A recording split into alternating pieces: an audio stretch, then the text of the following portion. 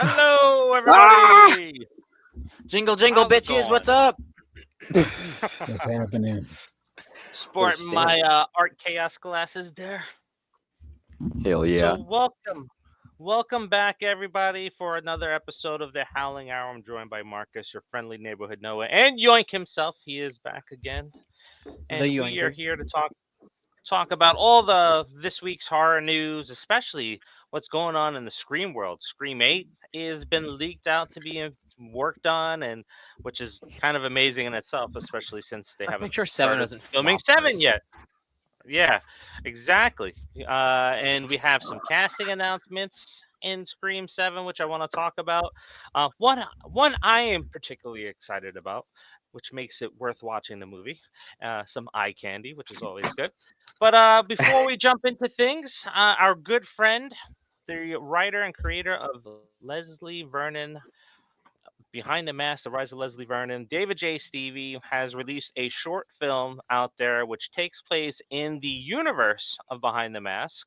And if you were here a couple weeks ago, you heard us break the news that, hey, the script for part 2 is done. It's in the hands of Scott Glosserman, who was the director of the previous one. And the short film is called Wait for It. It is currently on Scott Glosserman's website production company. It's called gather.com. So GATHR. Link is in the comments there. You can rent it now for $5.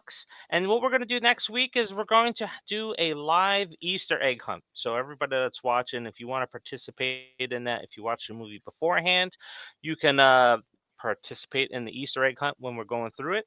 And we'll watch it here live together. So we'll do a watch along. Maybe we'll get some guests to pop in too for that one. So I'm pretty excited about that. I've seen some brief images from it. I haven't seen the trailer for it or anything, but it looks pretty damn amazing. So, guys, let's jump into the news. What happened? What happened? I missed it. Oh, I said hell's yeah. Oh. I said I'm curious to see how it's gonna show that it's connected to the Behind the Mask universe, because it's gonna have to. I know there's Easter eggs, but because we talked about that, but I want to see if there's gonna be an overarching story that's oh my gosh, those unalivings back at the apple orchard, that kind of deal. That would be cool. Yeah, that would be really cool. All right, so let's dive into the news, right? And the news that recently came out is that Lee Cronin, the director of what did he direct? Oh, Evil Dead Rise. That's right. The director of Evil Dead Rise is now linked to Blumhouse, and he is doing The Mummy. Ooh, yeah. Blumhouse, as Brendan Fraser, or no, original Universal. So that's where I'm going. So Blumhouse, as we may know it, is done the remake of The Invisible Man, and they're working on Wolfman, which comes out next month. So now we're getting The Mummy. Blumhouse is co-producing it, and it's going to be released by New Line Cinemas. And what's your thoughts? We haven't gotten the Wolfman yet, and we're already jumping to The Mummy. So I have a very quick take on it, which is that it really depends on who's running this production. If it's Blumhouse or if it's the director that they hired. So we're either going to get a really good movie or a really bad movie. I think it depends on who's, as I said, who's running the production. Mm-hmm. Fair enough. Yeah. He did do Evil Dead Rise, but it could be like his one good movie. I'm gonna give him a chance based off of that. But Lee Winnell has done The Invisible Man, and we see what's happening with the Wolfman. So doesn't mean that it's gonna translate. Yeah, that's true. And then again, I mean, to Noah's point though, Blumhouse was. I mean, I hate to rag, but like he said, it's based on the production company and who's behind it. Mhm. My thing is like, are the Universal monsters now like it's open? I mean, what is it? The license is up. It's like in the open domain now, and that's why Yep, it people are is. able Are to. they now? Whatever the fuck. Yeah, I think so. Mhm. That it Maybe was just Nerdbox will make some recently good up. content for them. So that's why Yeah, we're but getting so many different takes on the beloved Universal monsters now. yeah.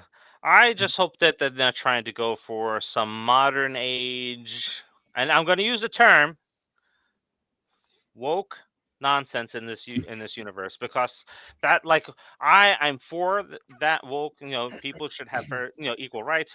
If everybody is happy with the way they live, hey, I'm happy for you, right? But However, however, when you try to stuff it down my throat, then I kind of get a little annoyed with that nonsense. Yeah. That's what I kind of saw in the Invisible Man. Like, you took the Invisible Man concept, you turned it into spousal abuse and all this other stuff. I was like, come on, man, this is not. The guy's got to be drinking a serum and going crazy, and then yeah, I mean, doing nonsense and realistically, stuff. with that, if you wanted a female lead for the Invisible Man, you could have just had it be the Invisible Woman, and I really think people would have been more inclined to watch that, like a mad scientist. And honestly, you could still play into gender roles if they had cut it back to the past, which is like she's not really respected in her field because she's a scientist, so no one really respects her or her work.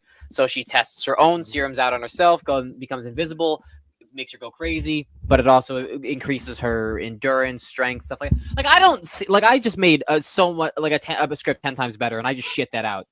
Like like the Invisible Man movie was abysmal. Mhm. And it's not even the fact that the movie itself was bad, but you tacked on a name that had nothing to do with the concept that you wrote.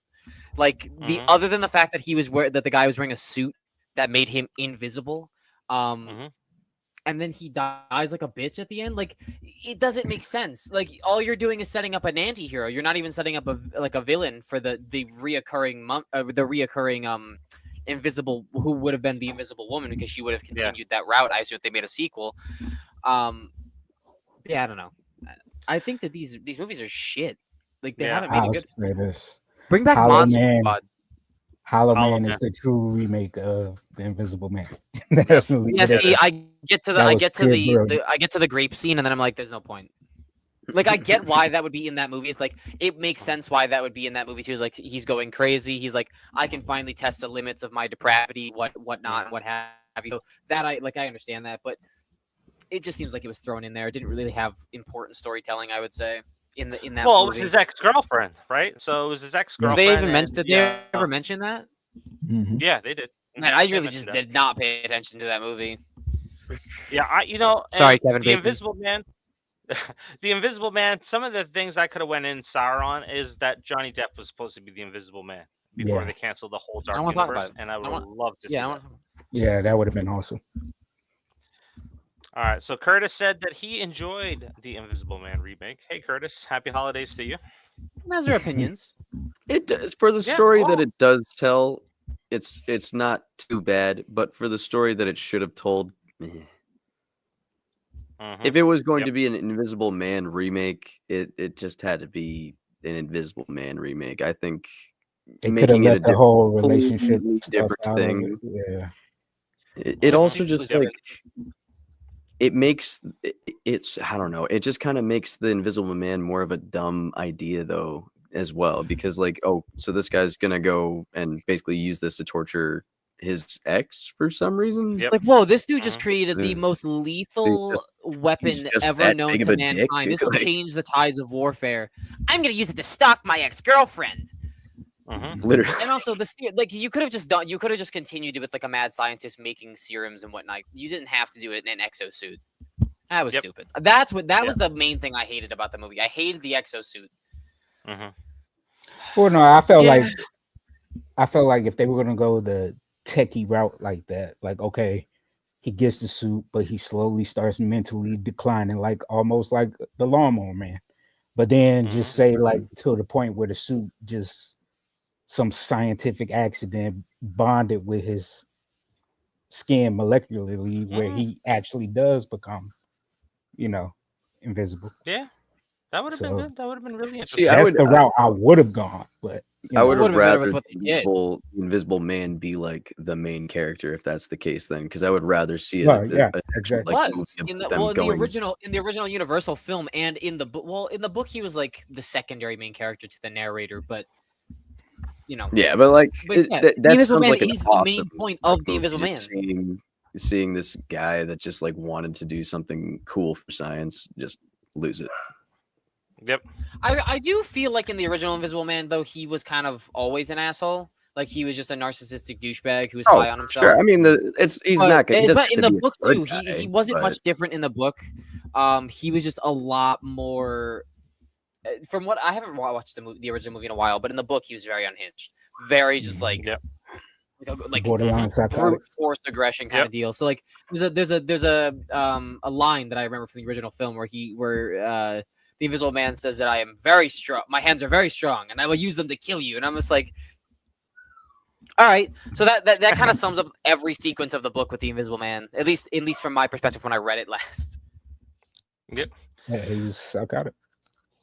Alrighty. Let's keep moving on. So I don't know if He you've abused all everybody, caught not just women. the fan-made poster that's floating out there on Facebook by iTunes Official. It's for the American Psycho remake, and just throw a quick side-by-side up there where we have Austin Butler as a That's Leatherface's chainsaw. Yep. So yeah, it doesn't no, work. It doesn't work because they used one of like the worst pictures for that, I guess, recreation of a picture.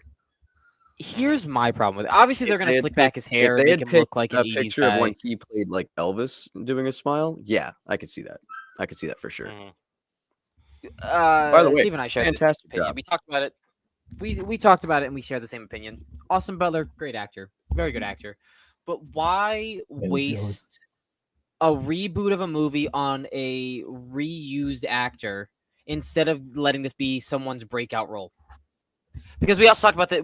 I mentioned it. I mentioned it to Dave, and he said that at this point in time, Christian Bale was not a big name. He wasn't a huge name like he is, at least not in how he is now. So I don't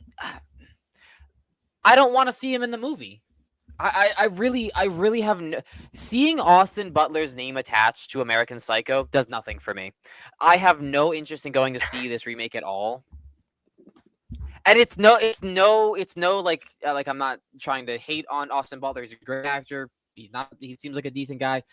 I just don't give a fuck that he's playing American Psycho. He hasn't shown me anything that shows that he can take this role and do something that Christian Bale couldn't even do with the role. So see, but that also like it builds him up to not even like give him the chance though. Because what if this is like fantastic? Yeah, like, but I this don't want is to. his I don't want to role. say that he was good in the film because I expected nothing out of it. You know, like that doesn't do anything for me either. I expected shit, and I got more than that, and I got something better than that. So that's all right with me.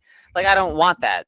I want something that I think I will genuinely enjoy and like be like gripping my seat while I'm watching it.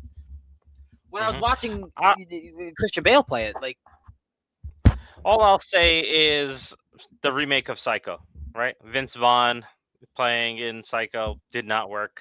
The movie is largely forgotten, and I think that's what's going to happen with American Psycho. Marcus, what's your thoughts on this? I know we've all talked about this off camera. Yeah, my take on it is my biggest concern. Like, I feel like Austin Butler is a phenomenal actor. Actually, he's up there right now. Yeah. But I'm more concerned about the charm of American Psycho when it came out in 2000 was setting this film in the 80s. That was the biggest charm of the film because it made Patrick Bateman who he was. He was a man of his time. You know what I mean? You know, narcissistic, very into himself, always trying to upstage the next guy, heavily into that 80s New York nightlife. You know That's what I actually mean? a really good Very point. posh, very current with the pop music of that time, which was like key to his personality.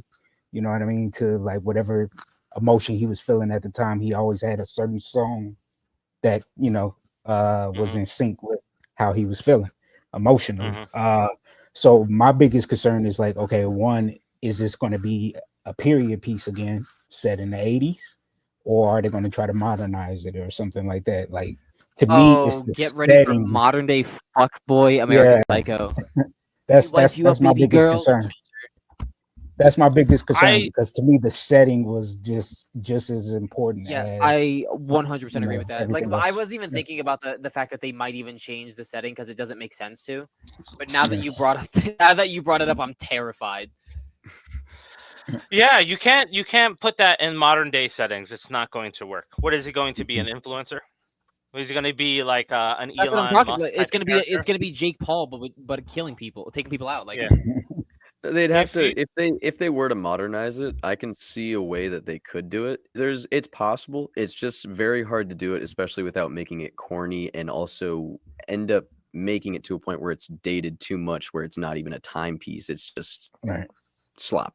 you have And then to, it's well, forgotten, in order and to then it's call it American Psycho, you have to go based off of the source material, and a big part of the source material is the fact Yeah. that it takes place in the 80s. Mhm. They understood that when they made the original film. They didn't Yeah. change it and modernize it to the year 2000. They Yeah. stuck with the 80s.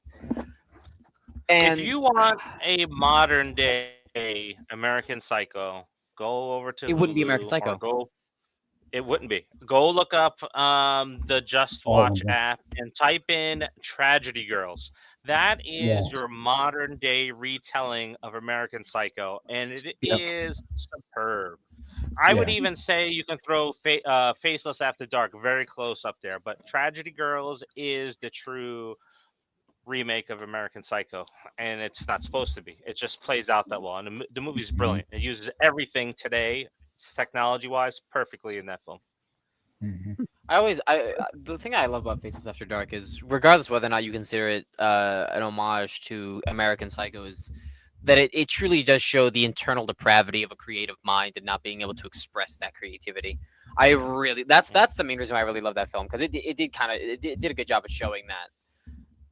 See, that's why. Oh, actually, something I should have mentioned when we were gathering topics for this. There's a show that's going to be. I think it's already coming out now. But if you've watched the Fallout TV series, Ella Purnell is in I guess, kind of like a serial unaliver show. I did see the trailer for that. Yeah, yeah. It looks good. Like she's does. like I think she's a reporter of some sort. I'm not too sure what she actually is, but I know it's like something where she's like underappreciated at her job. She's getting bullied like, right at her workplace, and she just snaps.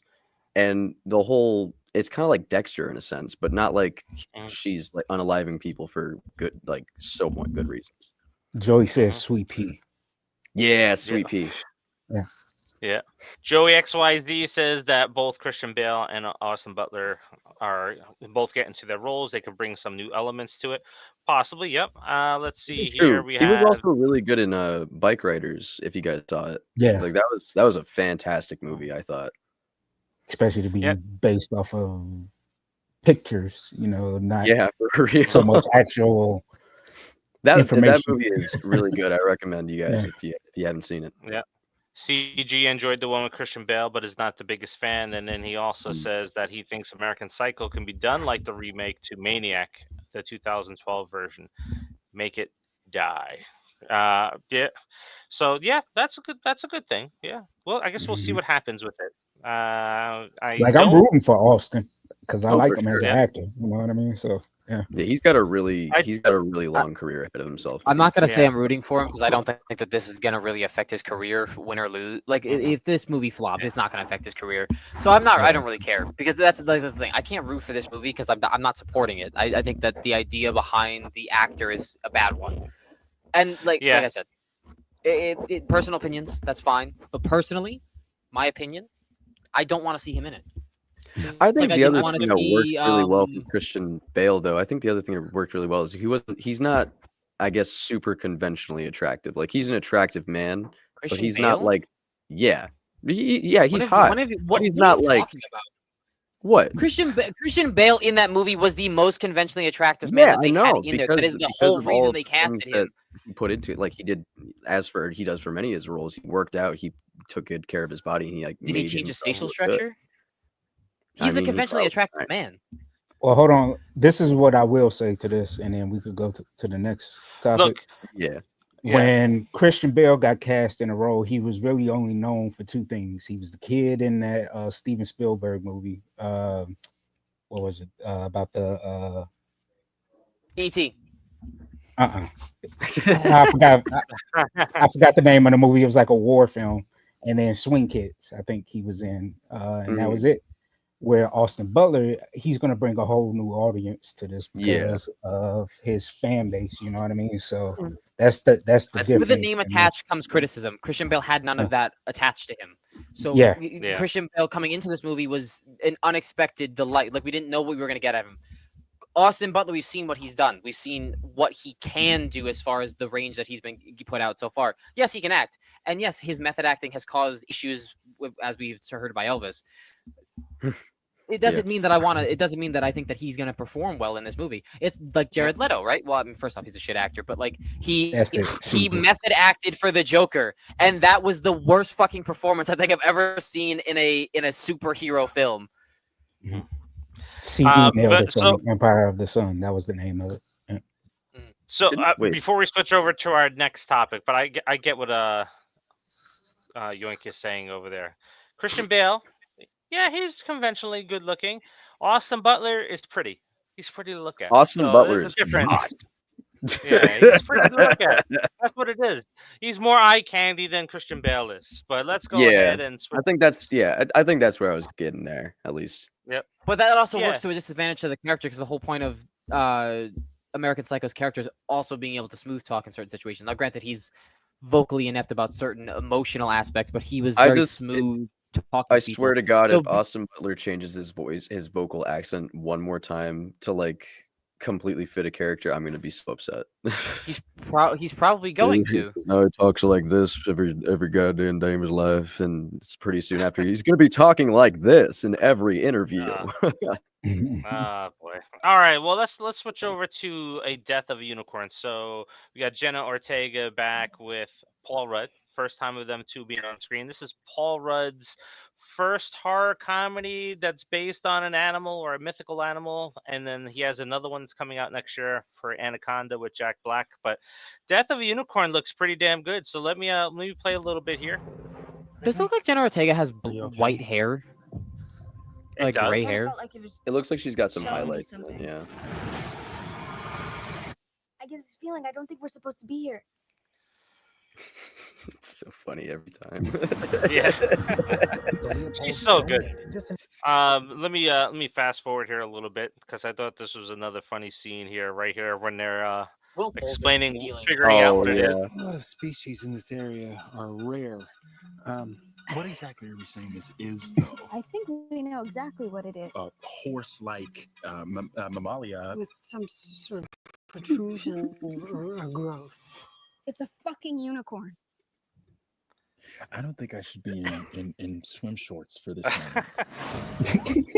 every clip that he's in, he steals the show. I love that man. Ever since he busted out in Guardians 3 with like the ripped physique and the funny portrayal of Adam Warlock, he's been in my top 10 favorite actors to see on a screen for the past. There you go. Why not just put him in the American Psycho seat? He probably would do a better job.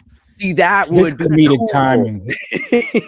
His comedic timing in every role though is just on point though. Oh yeah. He's just naturally fun. Yeah. Even when he was younger, I don't know if you guys saw We're the Millers or something like that. Mm-hmm. But yeah, like that was a fun movie. He was really. Wait, you guys are getting paid? Yeah, he was the best part of that. He was the best part of that movie too. Yeah. The don't go chasing waterfall scene. I'm pretty sure he did that off the cuff. Pretty sure that was off the cuff. I love. He learned it for that scene. There's another cool thing in here. I want to see if everybody kind of picks up on it. So I'm going to share this real quick here. And this movie seems like it's going to be chock full of Easter eggs. Okay, bad things will happen. Oh yeah.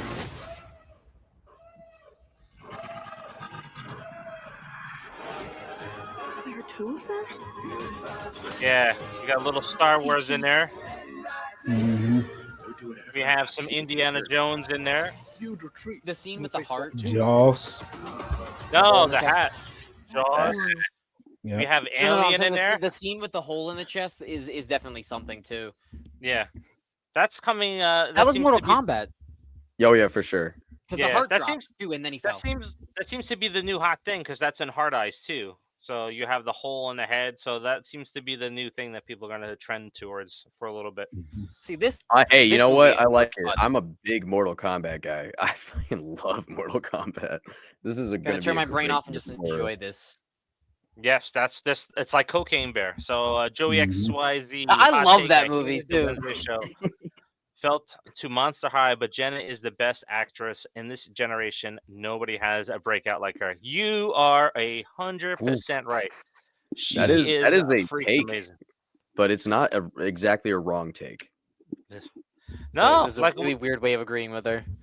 it's well, we talked about it, right? She's in the movie with the high school shooting. She's one of the best parts about Scream. There's another horror movie that came out. I think it's called American Horror Story or something like that, where she's in it. She does a great job. She's in A Babysitter Killer Queen. Everything that she's in, she knocks it out of the park.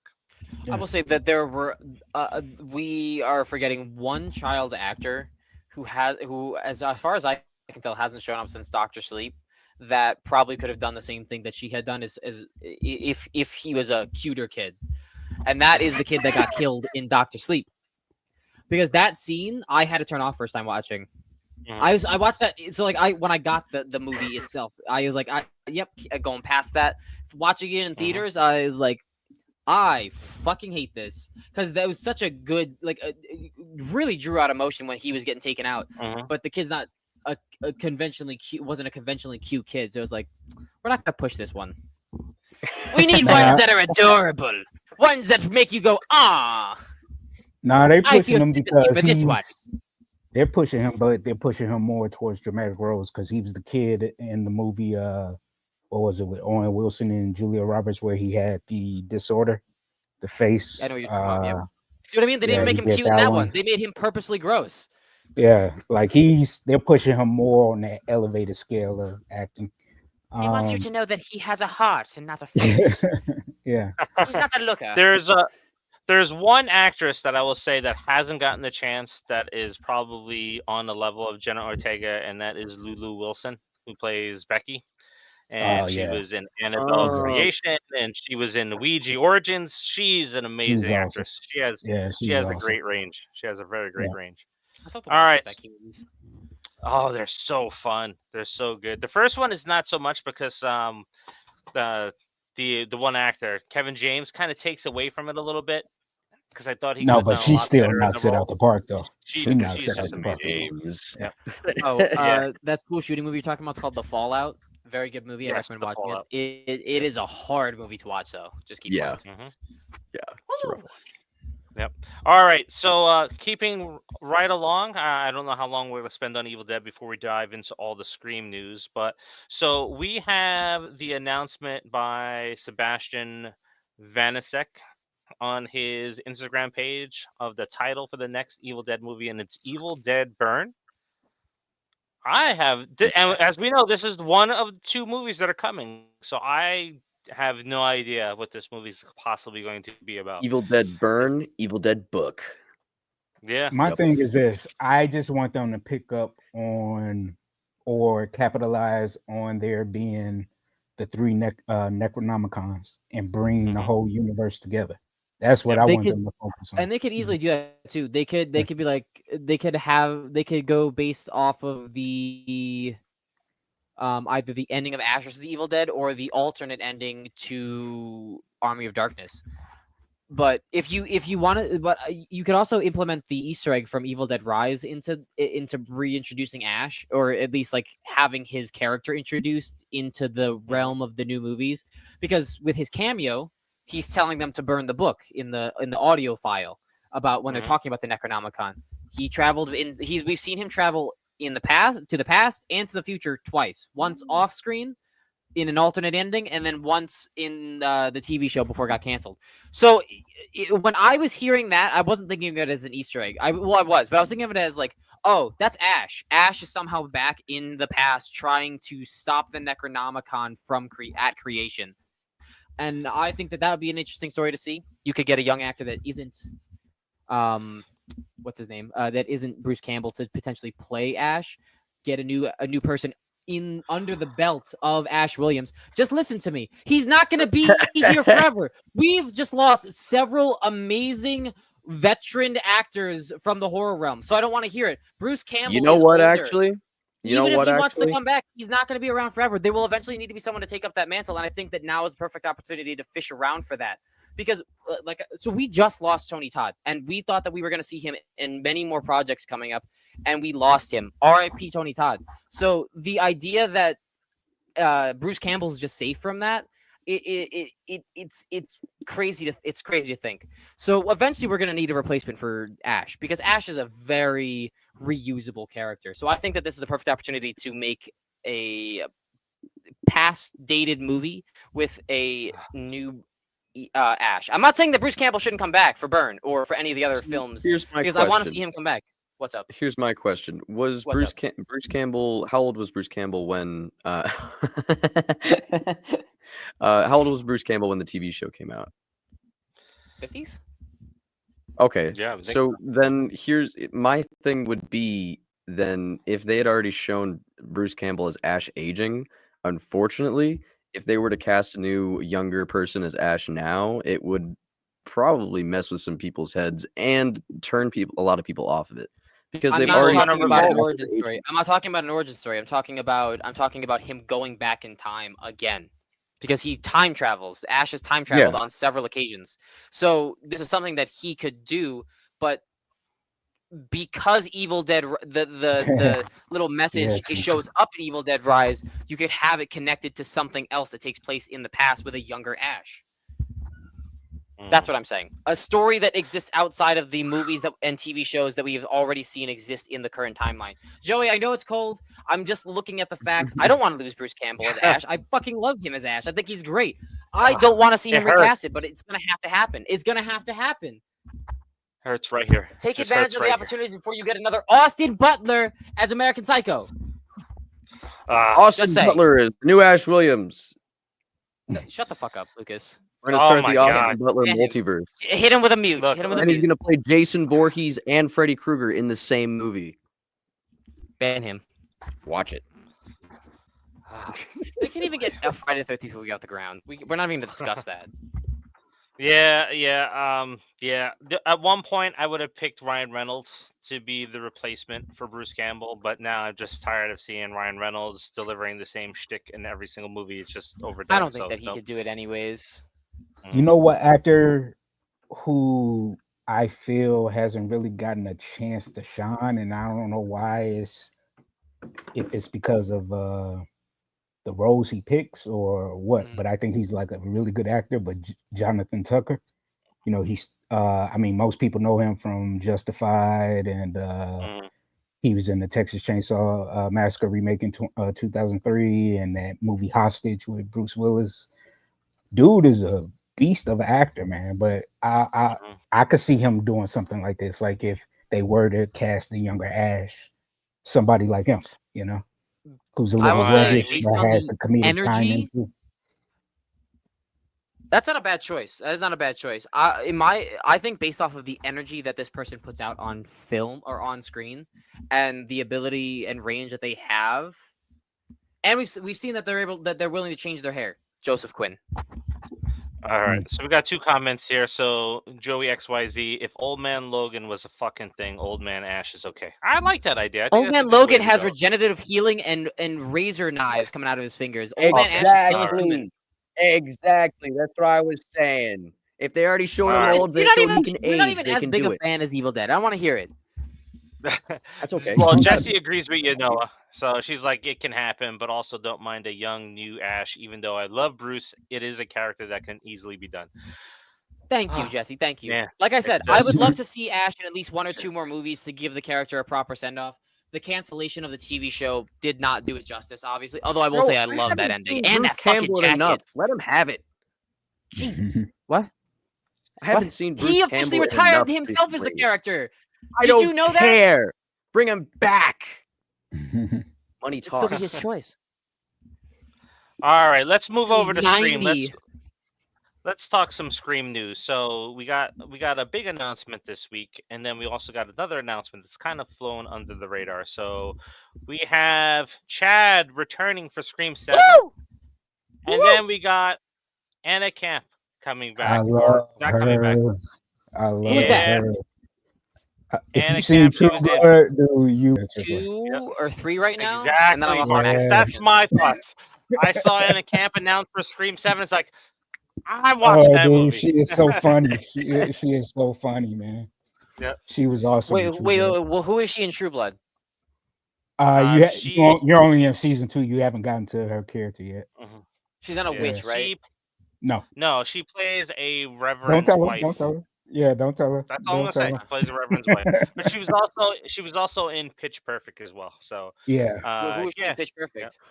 She's the one that threw up everywhere. I don't know. I've never seen the movies. I just know that she's in Wait, Pitch wait, Perfect. hold How on. do you Pull her not- picture I would back not up. watch Yeah, Pitch Perfect just for her. Pull her picture back up. I need to see her again. This is so Okay. The funny. movie was good. If it's who I think it is, I think that'd be so funny. It is her. That's the one that vomited everywhere. That's the one that projectile vomited on stage twice, and then an Asian girl did a snowflake in her vomit. Oh my god, really? Yeah, we need her in Evil Dead. Um, Get her in The Exorcist. So remake. funny. You need to watch it, man. Yeah, here we go. They're Yeah. good. She's They're an a good awesome actress, movie. though. Yes. She's an awesome I actress, love man. these movies. Yeah. Oh, I may just watch it just because she's in it. You know, I don't give a shit I'm about eye big fan of candy. it. she's a very funny lady. She's a very funny. Yeah, lady, she's great. She has that like she can like be so many different comedic roles too. It's just she's got Hold range. on. Can we stop drooling over the woman for a second? I don't give a fuck about her. Chad is coming back. Ladies and Yeah, gentlemen. wait, My boy who got Make Chad the final girl. Before we talk about Chad, I think Anna Camp is playing Leslie Mocker. I think that's what she's coming back for, and this will lead into our Chad discussion. But I who the think fuck is Leslie that is Mocker? her role. Bro, That Stu's is that sister. Stu Stu's Macher's mom? sister. No, Stu Macher's sister. Her son got gutted. She in is part old 5. enough. She Yep. is old enough. Yep, Vince. That's Vince's mom. So I was like, She's not exactly like young enough to be like a teenager anymore, but like she is definitely young enough to play. Pretty a sure she's younger in her sister, 40s, too. dude. Yeah, I know. That's what I'm saying. But she still looks great. Yep.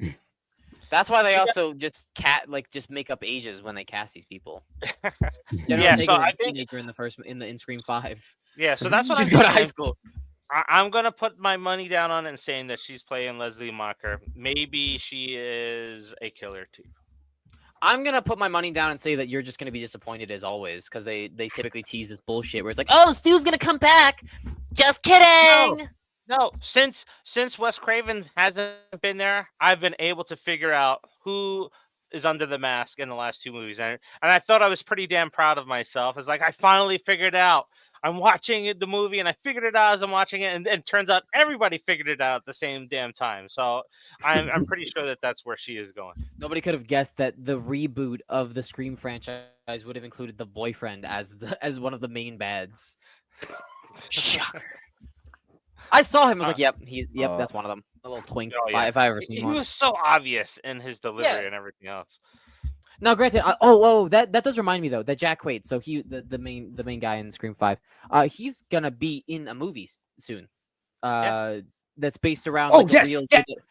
Yeah, it's based around a real chromosomal genetic disorder where there's a very select few amount of people in the world that just can't feel pain. They can die. They can definitely die. So that when they mention that in the trailer, that is like they're going pretty close to the radar with this. But since they experience less pain, no pain, they're able to withstand more.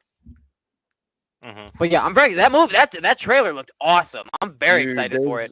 Especially when he punches the glass and he just, Yeah, if you haven't seen the trailer, watch it. Yeah, we'll Yeah, talk about watch that the next trailer. week. We'll throw it on our topics. Oh, for So sure. let's stay on Cool. topic here. So we have C out there saying Chad was the worst part about Scream, but Ann Camp is True Blood. In True Blood is goaded. Yeah, Just she's rage Uh, bait over here. they cast Just the rage bait. girl from Ghostbusters in this too. Yep. The one that was in Mhm. Madam Web. And Also, can we just say that Courtney Cox has been in every single movie, and you're somehow saying that Chad is the worst part of the entire Scream franchise? Please come back with a better comment than that. When That is Courtney Cox best is girl. gone, huh? Chad is What? best girl. now I know Chad they is bad. it's not confirmed yet, but they said they approached what's his name to reprise his role as Sydney's husband, Oh yeah, yeah. Dempsey. Oh yeah, Patrick Yeah, Dempsey. Yep. Mr. yeah. Yeah. McGill. So let's talk about this. So if we have Chad coming Steamy. back, that leaves the options for Mindy, and it also Mm. leaves the options for Martha to come back. So if Chad signed on the dotted line, I would imagine that it's only a matter of time before we get Mindy to come back. Because Is how this can you a have is Chad a back without Mindy? is this a Exactly. full role reprisal though, or do you think it's just like a short little cameo? I don't know. Like how they did with how they always do with Randy's sister, because she Nice. always Or what if pops they up. brought him back They in, need to make him the main character. or they need brought to him Ah, back make and took him out the main first? one, the final girl. So I want to address this one comment real quick. So Jasmine said no. That is come out to be false. So that was Yeah, an that's what I internet heard. rumor that came out recently saying that it was false. That she never said no to it. She hasn't gotten a call for it. So that's Mhm. the story with that one. So we could see again. You can't have Chad without Mindy. And if you're gonna have Chad without Mindy, what does that make him? Does that make him kill bait in the opening scene? And then if you do that, then you really destroy the chances of ever bringing the core four back from the new Scream films back if you end up killing him in this film. So Well, also I imagine would, taking him out in the beginning after he gets like after what happened to him in Scream 6. yeah, I think if he comes back and nobody else does, he's guaranteed to survive the movie. Mhm. Oh no, don't worry. It'll just be a thing that he has a daughter somehow. You know what Well, would it be is a funny? 10-year time jump. You know It is what a would be 10-year Oh, I time funny? jump. forgot about that. They're still doing that. I thought Yeah. they wouldn't be doing that. Yeah, Then. because They've been bullied what's out his of name doing it is by now. old girl is playing Sydney's daughter, so they got to do the time jump. hmm Yeah. Who's playing Sydney's watch daughter? Uh, the girl from Ghostbusters, I think. Oh, okay. Now, watch all of this stuff come out that they're doing a time jump and they're casting this people, and then when we get to the movie and it's not a time jump. Because they've done it before where they've leaked scripts and all this other stuff and put it out Yeah. there so that It better would just grow be it's people not up. a time jump, and we You still know what it get is? They're doing exactly what I told Lucas that is turning me off on this film is doing. They're purposely making surrounding this film with shit, so when we go see it, it doesn't smell as bad. It's like Austin Butler. It's like I'm expecting bad things from American Psycho with Austin Butler. So if I go in and he does better than what I expected, which is nothing, I wouldn't then expect it's bad hold on. things. We're not talking about opinions right now. I'm just saying. But I think it's gonna be the same thing, right? They keep surrounding the movie with shit. So then when you go in to see the movie, it's like, oh, it's actually not that bad. It's actually a really good film. When it's in all actuality, it's not. It's just they knew they couldn't capitalize off 6 and 5, so they did whatever they could to make this one seem not as bad. That's what I'm Hey, thinking. so let's address C's question. He asked if Jenna and Melissa were really out. So the whole Melissa thing was when they fired her, they regretted it. The filmmakers actually said they had no parts in really firing her, and they regretted how everything went down. So they made it up to her with Abigail. Now they haven't approached her yet about returning, but I think she's like kind of, the way how all of that went down. I don't The think fact she'll that ever come back. she's openly saying she'd rather do Scary Movie than Scream, I think she might be out. Yeah. I will say Yeah. this does put her in a very interesting financial position to get what she the wanted Robert for the Downey entire Jr. core 4 at that point. All Because right, so what's up? I was gonna say let's go down that route. What you're saying. So when it comes to money, right? So now let's think about the whole thing with Scream 6, right? So we know that they didn't want to pay Nev the money to come back in Scream 6, right? So I'm thinking what we're seeing with Melissa is they scapegoated why she was let go from the film, being that comments that she made. But when the reality is that Jenna and Melissa probably were up for bigger paydays, and they didn't Yep. want to pay them, Yep. and that's what happened. Yeah. Because You can't we tell me got that the someone inside. tweeting for peace among all people is the quickest way to get you kicked off of a film. Mhm. Yeah, so that's what I'm thinking. And, from some inside contacts that Marcus and I know from the horror conventions, we did get some word that who the person was with Scream 6 that didn't want Nev to come back. And I'm pretty sure it's probably the same person that had the problem with Melissa as well. So there's Mhm. one producer at Spyglass that's an absolute.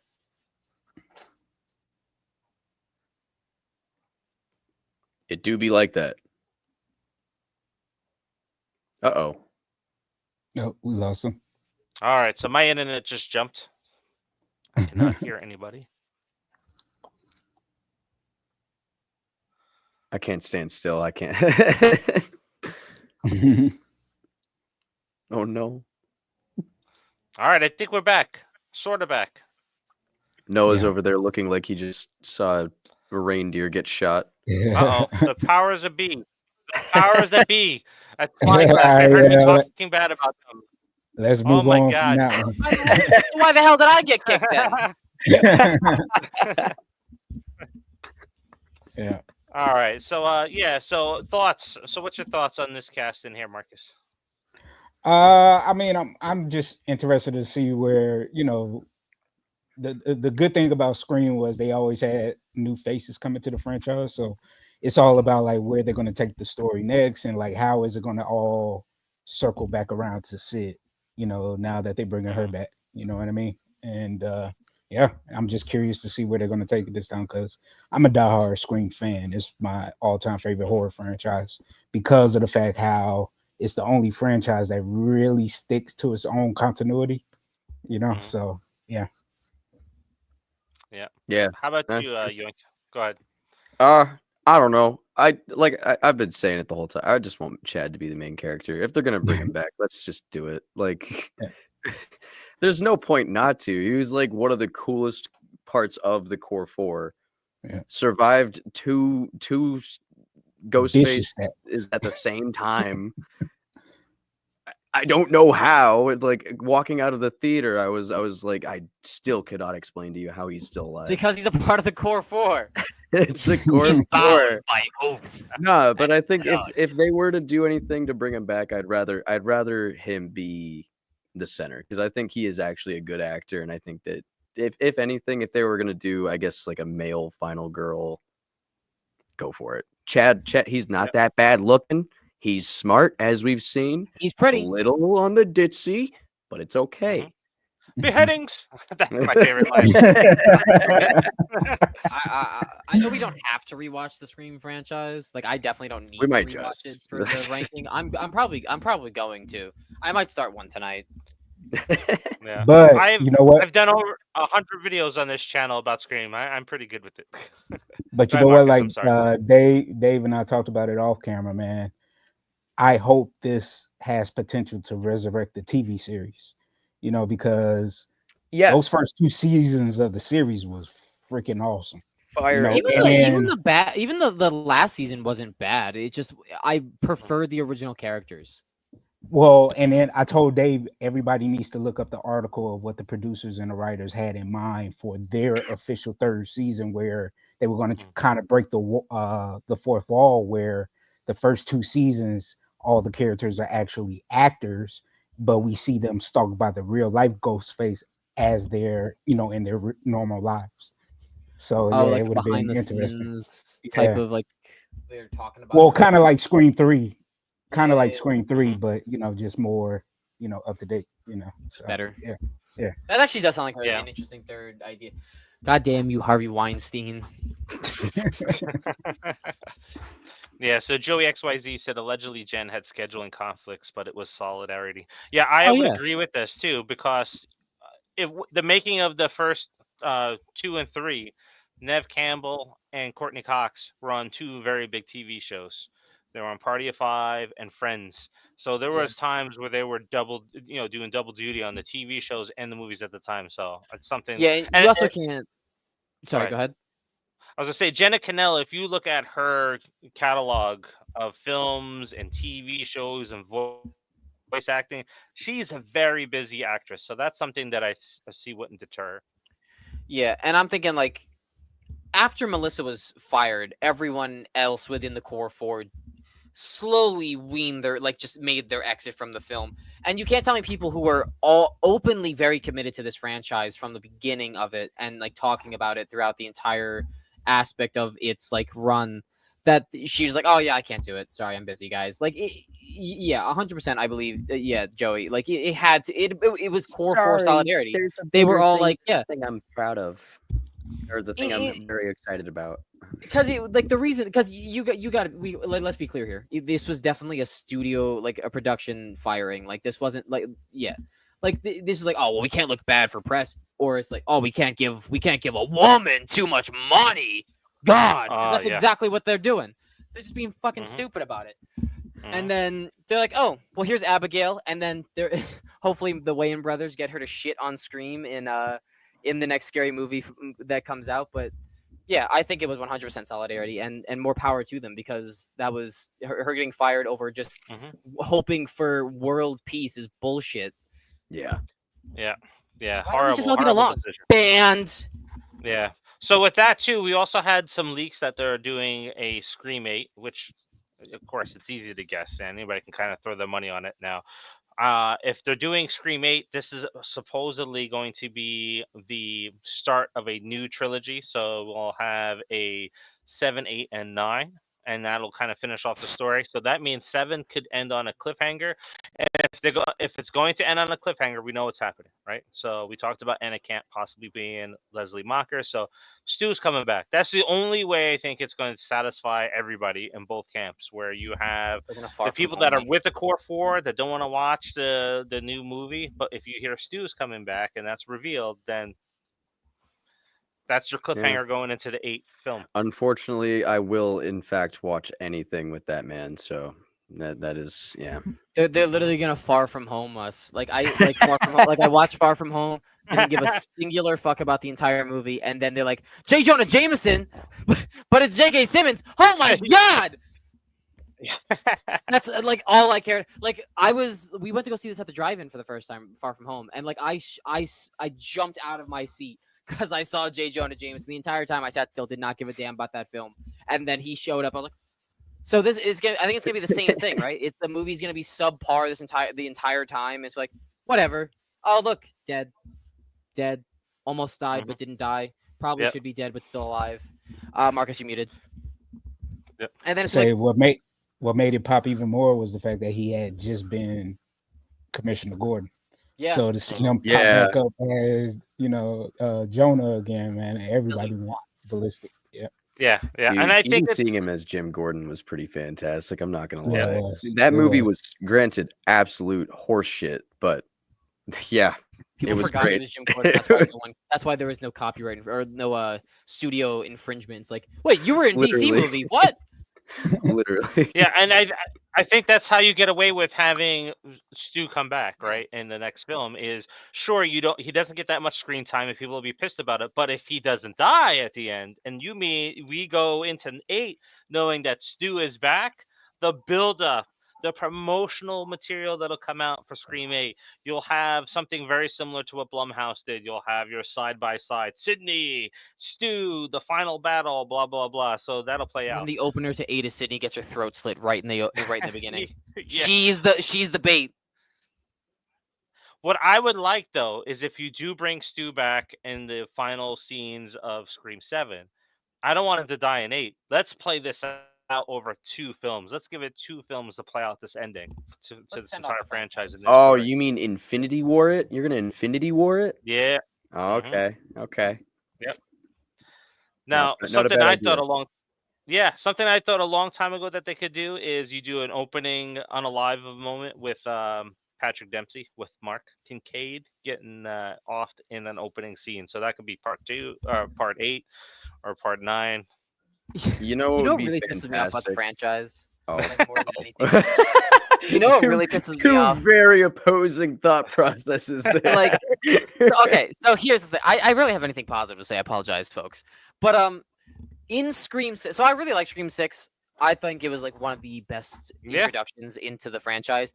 But when you do exactly what fans are asking you to do, which is reveal who's behind the mask at the beginning, and then just to spit on you with they show us the shitty Flash Thompson from the MCU. That was a great opener. That was awesome. No, I like hold on. I'm not done. No, I'm not done, right? I That's loved it. We wanted them to do that. We've been wanting them to do that with Stu. So instead, they look at what the fans want. They do that, and then they take him out right in the fucking beginning.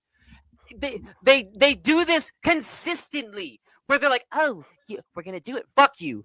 No, you don't get Stu. You get this. You get this instead because you keep they're cucking us. They're cucking us, and we're okay with it. Here's an idea. Here's an idea that I know that Noah you've talked about and that you think is pretty cool, or that you think is just true about Gale being behind it all.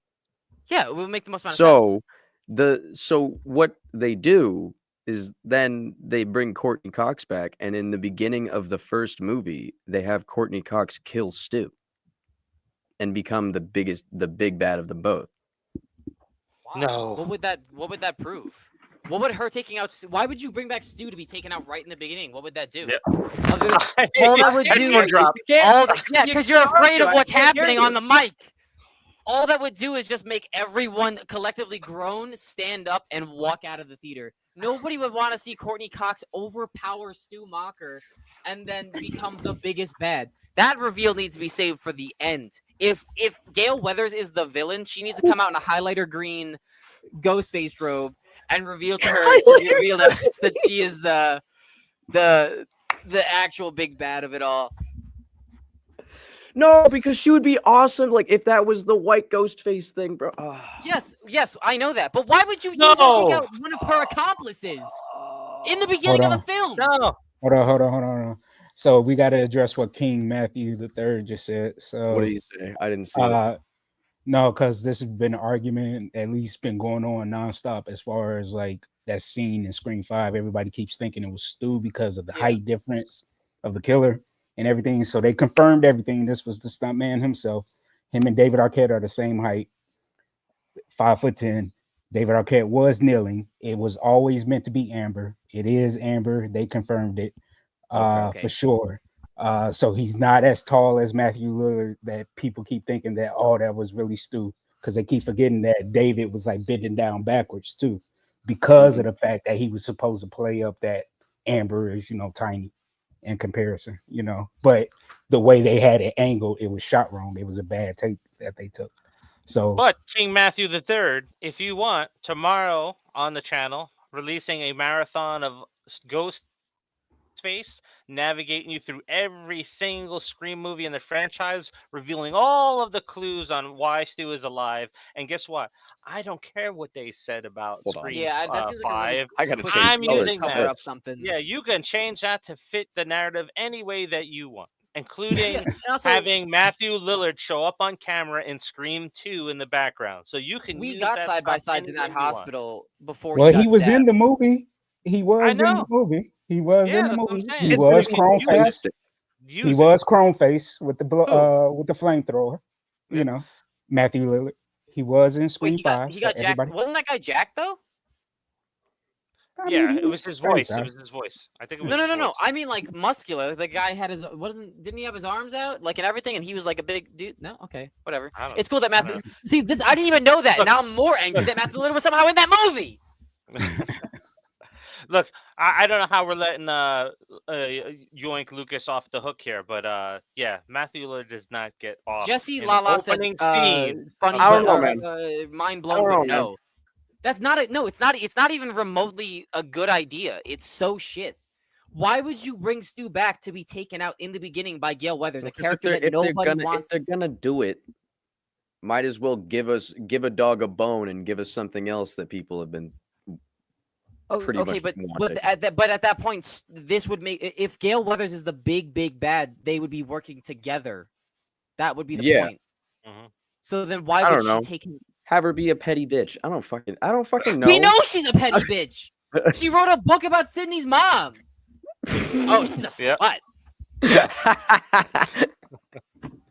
All right, so we got King Matthew also thrown out there. Do you think Kirby's going to be in 7? Because from what I've seen on a leak script, it's either going to be Mark or Kirby dying. No, I don't want to hear that. If they take You Kirby just out, spoiled my night. Kirby out, I'm gonna be equally as pissed because Oh they my could do God. so much with that character.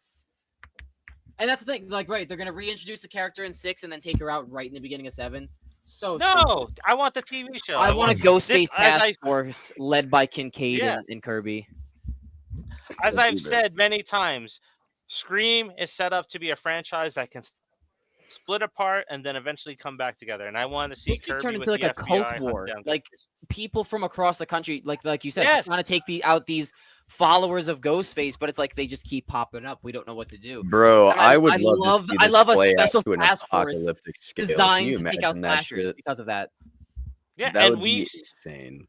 Yeah, and we've seen the fracture in the cult, right? At the beginning of 6, like we said, man, we had that moment, right? We get the reveal at the beginning of the movie. It's like, yes, now we get to see a whole new take on how this is going to evolve. And then another Ghostface offs him. So we've seen that there's a fracture within the cult of Ghostface where you have them taking each other out. So I would like to see that kind of play out still. Yeah. They're lining it up. Listen, that specific idea has a lot of potential. I can see that being huge.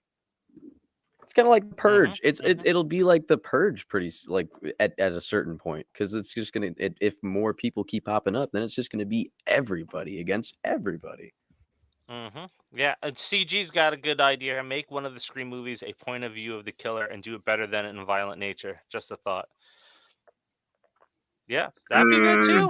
That'd Do you be mean really interesting. So do you mean like a one-shot take of always following the character no matter what, or just the perspective as in like what we so like how we see Sydney and all the other characters like trying to figure out what's going on, like they're plotting in the background, but then I want them to somehow do that, but also not reveal that they're the killer. I don't know. I want them. Well, not. I don't know. Maybe not the POV. Then I don't know about POV movies. I will, interesting thing.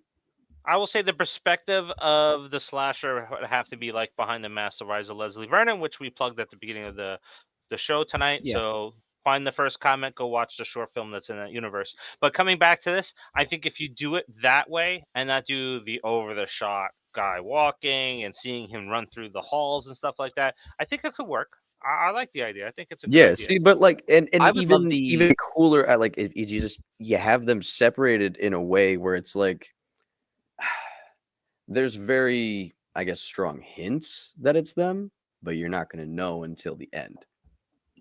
Like every other Scream movie. What are you talking about? Well, but like I don't know. No, see, here's what you need to do. You need to film the movie, normal perspectives, and then you film other perspective, like other takes revolving more around the ghost face and their perspective of each situation. So I'm thinking of Scream, the first Scream movie when Sydney runs into Billy, right? And they're talking in the room, and then she goes to the bathroom, and then she gets chased by, I would presume, would be Stu. Yes. I want to see like something like that. Like you see the normal perspective of Scream, and then you get to see their perspectives of the situations that have taken place throughout the film. That would be something that I would like to see. Yeah. That wasn't Stu. It was still Billy? No, it wasn't Billy. It was one of the kids that was pranking, because if you look at the clothes and everything, Stu had on different color pants, and he was in the hallway with Tatum. And so that wasn't the real Ghostface in the bathroom? Dark and Grease. Yeah, it wasn't a real. It was a prank, another prank, like the kids running down the hallway. Yeah, it was another prankster. Interesting. I say it's Christina Carpenter. That's who it was. That's who I've been pitching it as in my last video. Fair enough. On it. Yep. Let's see here. What we got in the comments. I think Dewey's death had to had to be due to Stu and Five, cause the killer did say he was gonna hit the organs. He missed the last time, and Dewey's brutal death happens afterwards. Yes, I'm sorry, we shitty talk about camera that angle or tomorrow. not, it's really hard to make a petite, scrawny woman match to not only the height of Dewey, but the physical structure. That was a man under there. Like, if they really wanted it to represent a woman, they should have casted a woman. So if they're saying it's a mistake, that's their fault, and they need to fix it. Thank you. But It's no, Gengar, that's but 100%. That's 100% Stu. That's 100% Stu. There's no mistake. They're just trying to throw it off. They're trying to make us. They're trying to make us think that they're stupid, and we do. All right. So we got What Destination the Station joining us. fuck? What if they kill Chad and Mindy? Who in starts the a train assassin? conversation like that? That would be interesting. Open up your movie with them tied to chairs. No, and that's then not get bad though. unalive? That would be Yeah. Reminds me more a of Saw though, because genuinely like upsetting what scene though. they answer phone call the games on the phone like in the first Scream movie, Mhm. but then now we have Saw out. So it's like, oh, like Saw 10. It's like, no, like the original Scream movie that came out. It would be interesting if like the killers started taking like greater lengths to like take these people out though. I Instead of honestly just don't think that using they the would come house. back for their characters to be disgraced in that way, especially with like the backlash of what everything that went down with 6. Oh yeah, definitely not like that. But, like, So I mean, that it would be interesting to see somewhere in the franchise. You could have it be an opening sequence, but towards the climax of whatever we may or may not be getting in this upcoming new trilogy. So like, I would love to see, like, if we do take out Mindy and Chad, and in that way, in an opening sequence, do it in 8 or 9 when they've been established again. Marcus, what's your thoughts? Well, I wanted to address a question King Matthew III had. He said he said something about the image of Dewey in part 6. You remember how he had all the drawings and stuff? Remember, they paid police officers and stuff off to get evidence. Remember? And plus his dad was a cop too. And that image of Dewey that you're addressing was from Scream 2 when they found him in the school. But that is an interesting catch. Yeah. It's an interesting catch, and he's very close because Principal Himbry is also drawn in the case. So that is a very, very interesting one because Wait, what happened? not that many people would have seen that. Well, the drawings in the shrine, right? So Principal Himbry was unalived in his office, and there's a drawing of him unalived in the office, but his body was not found in the office. His body was found Hung on up a on the flag. goalpost. Yes, exactly. So somebody else is around still today that knows what happened in there. It's not. It wasn't in Gail's book. It wasn't some. Right? It would have been Billy or Stu that's seen that scene. So there's somebody else that's floating around. Probably Christina Carpenter, or maybe probably another character that they just throw out at us. Like, it's like, oh, guess what? They just like, it's the guy from the third one. Yeah, Sydney had another brother. Her mom was Could've really still- good at it. It was right. It's You know on what? It people's could have all over, still. like, magazine. It could have still been Roman too, because remember Roman had just met them a year prior when he gave them up the evidence for Maureen. You know, so I'm thinking that we're going to possibly end up seeing a lot of the story that was originally written dropped, where you're going to have Leslie come back, Leslie Mocker, who's going to be played by Anna Camp. You're going to have maybe Christina Carpenter show up, or Christina Carpenter's role swapped out for Stu Mocker, and that to fill the shoes. And then we're going to hear the story of Roman, like you said, Marcus. Roman went back there a year beforehand. He planned it out with Billy. We'll see some sort of flashbacks and de-aging around that, and that's what we're going to see play out in the finale of the next one. You don't see Stu get unalive at the next one. You see his sister, and that's what the hangover is into the next one. I think it is interesting to think about. In this movie, we could potentially be getting 2 antagonists that would be the female version of Stu and Billy, in a sense, because if it is Christina Carpenter, then she had her thing with Billy. So that's your female awakening for Billy and Stu would be in this movie if it happens. Although I'm still disappointed that we're not going to get to see Tara, not Tara. It was Sam, right? It was Sam that was. I was interested to see where she was going with the arc that was revolving around her father. Because like they were setting up a huge fight between her and Nev, and I would have loved to have seen Nev lose. Yeah, that's how it should have been, right? So everybody in the past was talking about, it's like, man, I want to see Nev snap and put on the mask, right? And it's obvious that that was never going to happen. So Sam's character was the perfect replacement for Sydney in the franchise, but she was going to go on that story arc. It was all laid out there. Where because you can't have just anybody kill Sydney off. It has to be somebody that's a real threat for us to be worried about her. So if you raise Sam up, over a course of films, you make her a legitimate threat to Sydney. Go ahead, Marcus. And then that would have forced Tara to be the new, hero, basically. You remember how we talked about like we talked about like at the end of 7, Nev is running and she's badly damaged and brutalized and she's not able to keep up, and it's at that point you reveal that like there's like she's surrounded by Ghostface that are slashing at her and taking her out, and then there's the one white Ghostface which is revealed to be Gale. But it would be interesting to note that so Gale's there, Stu is there, you have this entire cult of Ghostfaces, but the person to take their mask off with Gale would not just be Stu but also be Sam, and she takes out Sydney based on Gale's order. And then it's like, so we get like a surprise return from Melissa Barrera, and she's just as a Ghostface. Like we get her at the end as a Ghostface, and it's like, and then that's the end of 7. Well, I always said I actually pitched to David, what was it, a couple years ago, like how they could have set up Gale to be a Ghostface because of the fact that if you really look at all the films, like Gale always could have easily said, like, Sydney is the bane of my existence. My career didn't go the way that I always wanted it to go. My relationship was ruined, because of, Dewey always being, Sydney's Superman.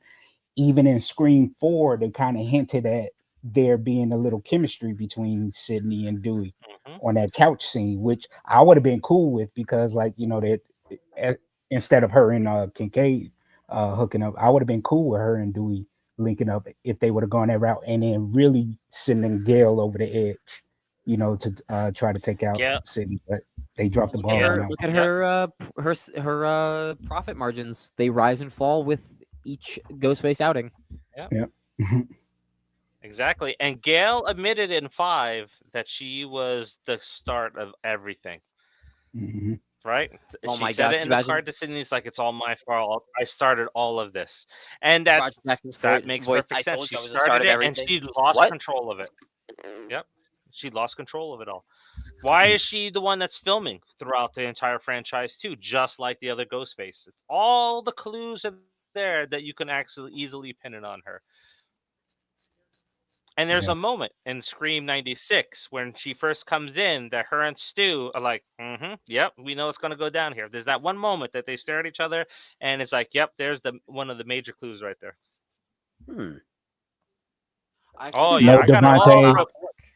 Devontae, he wasn't saying Sydney started. He was saying Gale was feeling guilty about reporting on Maureen's death and capitalizing on it, and that kind of triggered everything.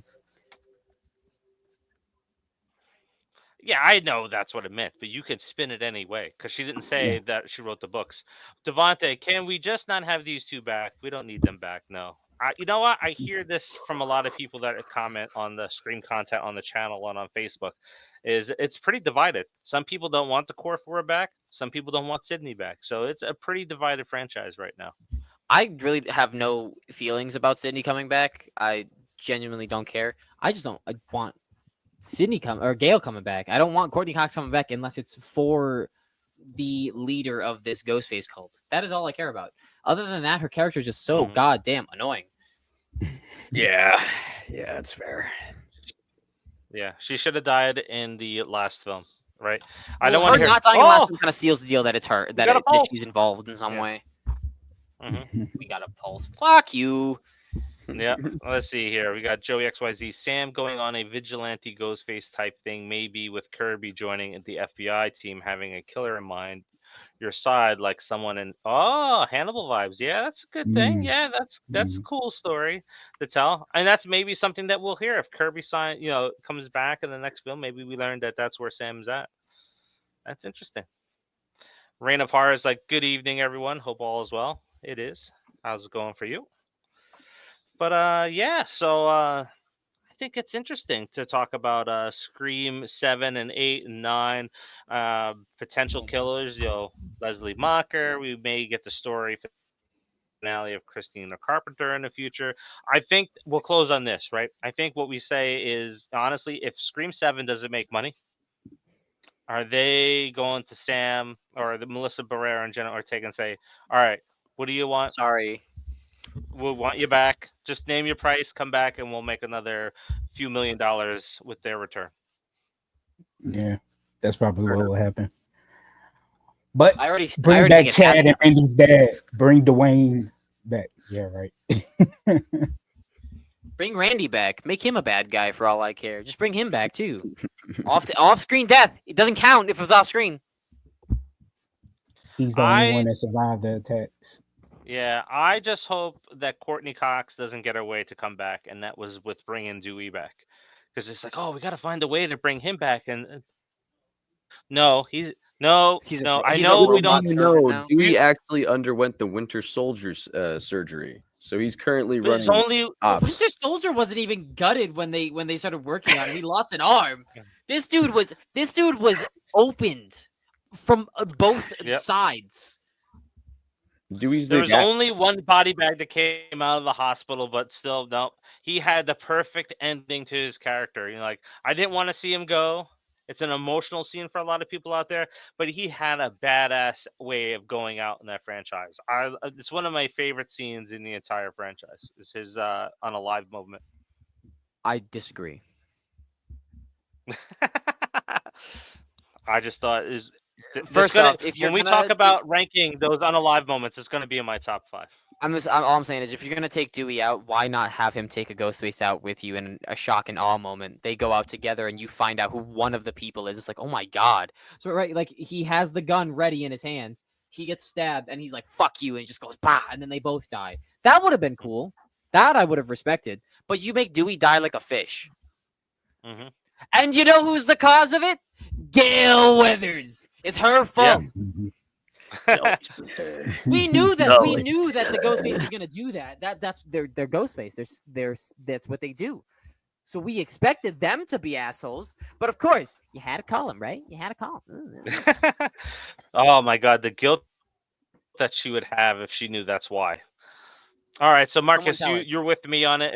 If the next film flops, they're going right back for Melissa and Jenna to bring back them in the next film. Lucas, what do you think? I mean, it just makes sense money wise. Mm-hmm. And then Noah, so they're already starting it, right?